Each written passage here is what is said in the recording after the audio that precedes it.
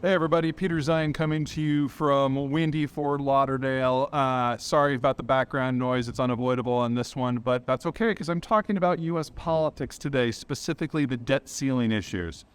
For those of you who don't obsess about the ins and outs of what's going on in Washington, I understand if you don't understand what's going on, that's totally fine.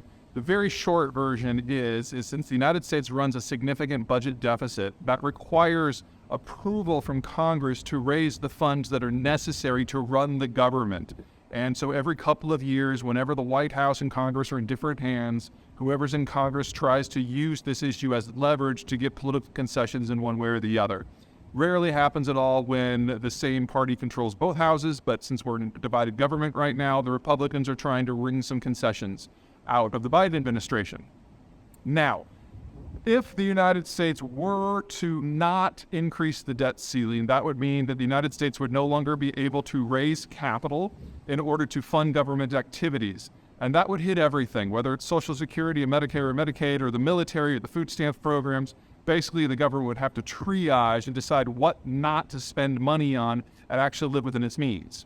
Now, there is no one that I know who has two brain cells to rub together in Washington who thinks that a default on U.S. debt or a collapse of the U.S. government functioning would be a good idea. So usually this is just used for political theater and in order to generate a pretext for getting some concessions, and both parties have played that game. The reason that this has gotten a lot closer to the wire with us now within a month of the United States actually defaulting or entering into budgetary crunch is because our political system has shifted significantly. Now, for those of you who have been following me for a while, you know that I'm of the belief that we're going through a political transition that we go through every once in every generation or two. And when that happens, the factions that make up the parties move around. They jump ship, and maybe they become swing voters, maybe they switch sides. And while that's going on, everything is remarkably fluid and very angry, and social media certainly hasn't helped. The stage that we're at the moment is that Donald Trump succeeded in excising the fiscal and the business communities from the Republican coalition, but he's also succeeded in bringing the unions into the Republican Party from the Democratic coalition. And Joe Biden, now that he's president, has been at least partially successful at breaking up the unions and the Republicans and trying to get the unions back. And what this means is that the unions, the fiscals, and the business conservatives are all in flux and all are basically swing voters. Now, those are the three factions that know how to do math, for which economics is the core part of why they're involved in politics.